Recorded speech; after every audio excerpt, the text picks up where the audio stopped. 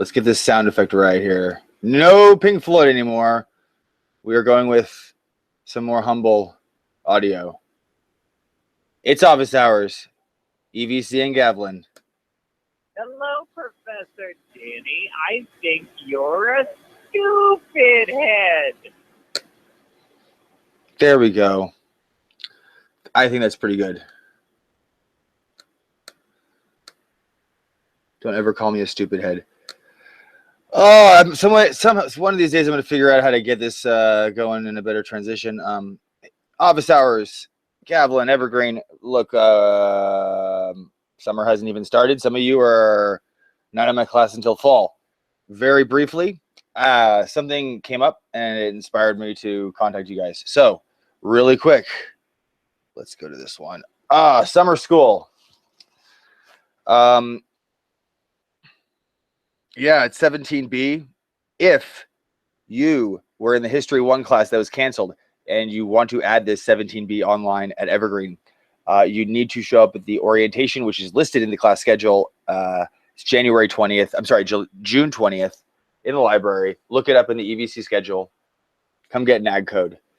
Also, along with ag codes, Gavilan students, so here's the deal. Evergreen has a wait list. So if you are waitlisted for fall, or you're waitlisted for the summer class, just show up and see if there is space. With Gavilan, they don't have a wait list. They give us ag codes, a couple weeks before the semester, usually. So here's the deal, Gavilan students. Email me exactly 1 week prior to the first day of the semester, to the beginning of the semester. Email me exactly 1 week before fall semester begins. Think about that, right? Okay, because I give, maybe I'll give out 10, depending. We'll see. So that's done with. Cool. Let's focus on 2 here. Locating and assessing sources. I would not turn this off right now. This is very important. First off, this is inspired by, some of you may have seen this. Some of you may have seen this on Facebook. Some people shared it. So one of the things you deal with in history, in life, in this class, sources, finding sources, locating them, right? Where are they? The library, right? Where's the library? Hey, San Jose Library. Oh my goodness. San Jose Library Director. Okay, that's cool. Let's find SJ Library. Hopefully right here. Look at this. Oh my God. See, that's what it does. It floats around like that. Let's get here, right? Search for a source. Anything, right? Ho Chi Minh. Bam, look at that. All right. And then once we find it, we assess the source, right? Right? Once we find it, we assess the source. This looks like it's for children. You know what I'm saying? Children. This looks more substantial. You can already tell, right? Number of pages, blah, blah, blah. What sections it's in. Here's the deal. This was floating around. Where is this nonsense? Oh my goodness. I can't find it. The truth. There we go. Yes, let's go to this really quick. We're going to pause this. This is a lead into the other thing. Okay. Hillary and Google. Sorry, guys. Google uncovered, blah, blah, blah. What a scandal, right? Here is this nonsense. This is how you assess this. Okay. Where is it? Yeah. You've probably seen this, right?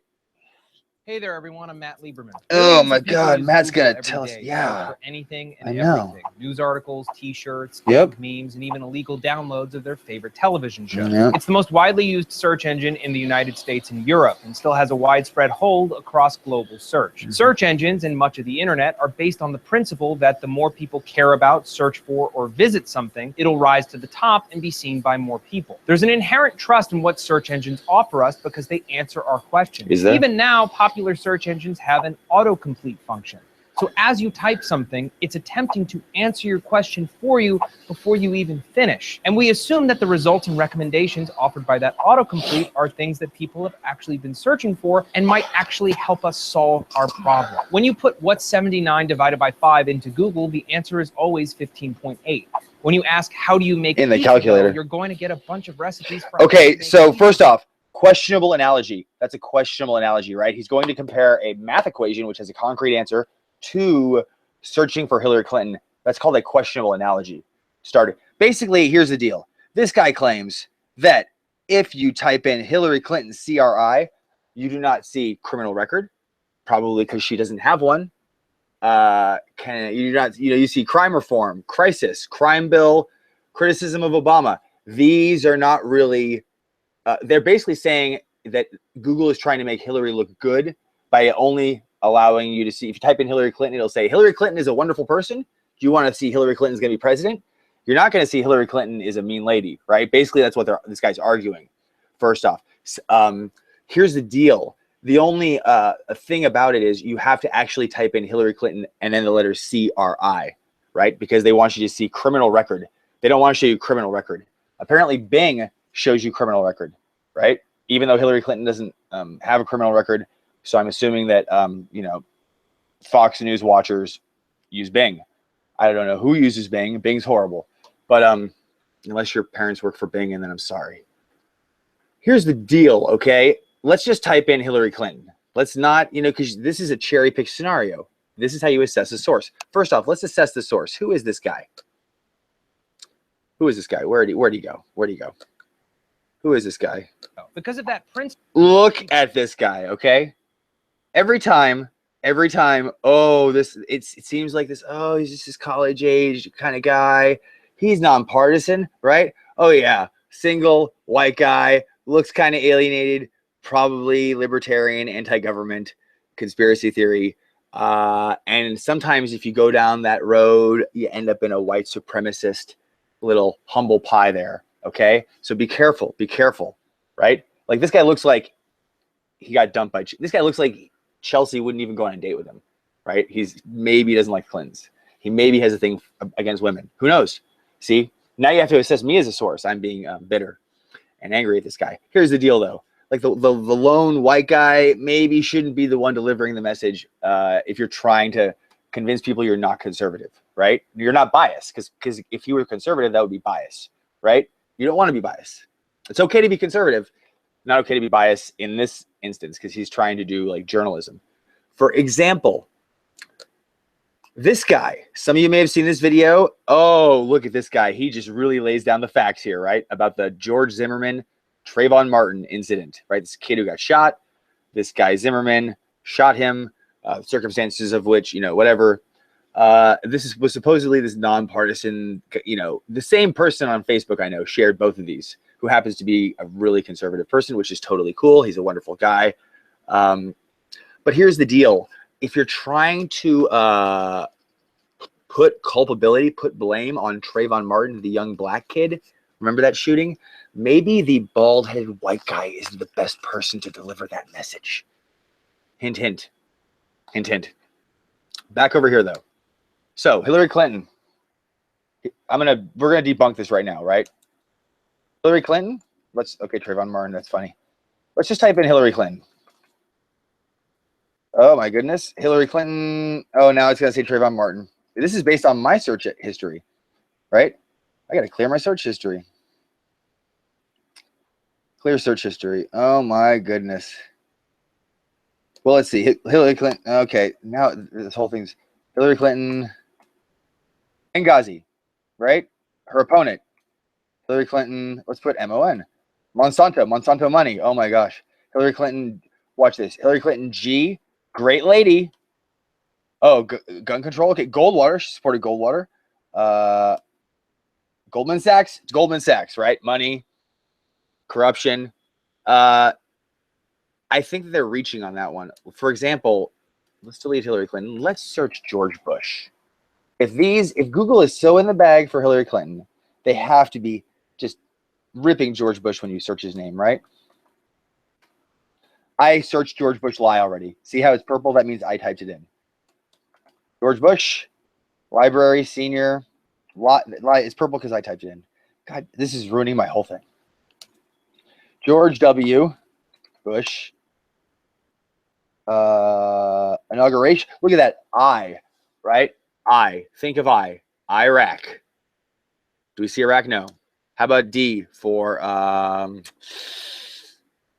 don't know. How about weapons of mass destruction? W. War on terror speech. M. WMD quotes. WMDs found. George W. Bush, WMDs found. No, they weren't. First thing that shows up, right? So, like, basically, here's the deal. Some of these searches are, I mean, they're taking a one little cherry-picked example, like, oh, type in Hillary Clinton in these three letters. You got to be wary of that. If you were assessing that as a source, you would say, you know, this is kind of an interesting perspective, but yeah, there's some holes in it. Anyways, that was bothering me a lot. Look at this. Like, seriously, every time, do they not have a marketing team? Like, I understand that being a white guy with no hair does not make you a Nazi, a skinhead, a racist. But if you're going to defend the status quo and justify the shooting of a black youth, probably shouldn't get the bald white guy to deliver that message, right? I don't know if you guys remember in 2008, there was a cop on the stage campaigning for John McCain against Barack Obama, and he decided to call then Senator Obama Barack Hussein Obama, which is Barack Obama's middle name, Hussein. But it was emphasized for effect. Happened to be a bald-headed, like kind of buff white guy cop, NYPD, like really dark blues, almost like stormtrooper looking, kind of not, you know, it's like marketing, guys, marketing. Maybe get a rabbi to come out and say, like, you know, something funny, something like Woody Allen. I don't know. Great. I'm gonna hear it from the Anti-Defamation League. So, anyways, where was I on this one? Locating and assessing sources. So, real quick tips. That's one. Let's do this really quick. Let's get something substantial here. You know what? Let's stop there. Basically, don't. Anytime you read something, even the book I give you for this class, don't just go, oh, wonderful, it's the gospel. You know, like the annotated bibliography, which some of you have done, which some of you are going to do. I don't want you to read a book or read an article and just say, this book was totally useful. It's great. It's wonderful. I want you to rip it. I want you to criticize it. You know, that's the whole point. It means you're thinking. Question authority. Trust no one. Right? We're quoting. These are X-Files. This isn't just about the X-Files. It's about life. Man, yeah. You know what I'm saying? I'm trying to think of some sort of rebellion thing. We'll get a song going for the next office hours. Some sort of just pure rebellious. I know what it was going to be. Anyways, until next time. So, ad codes for fall. You either show up at Evergreen or email me a week before at Gavilan. For summer, you got to show up at the orientation. It's January 20th. Look it up. Okay? And we're using Canvas, by the way. We're not using Moodle, but that will all be illuminated June, not January, June 20th. I'm sorry about that. June 20th. Junio. Over and out. Let's get that sound effect again. Hello, Professor Danny. I think you're a stupid head. All right. That's all I got. Well, keep it real.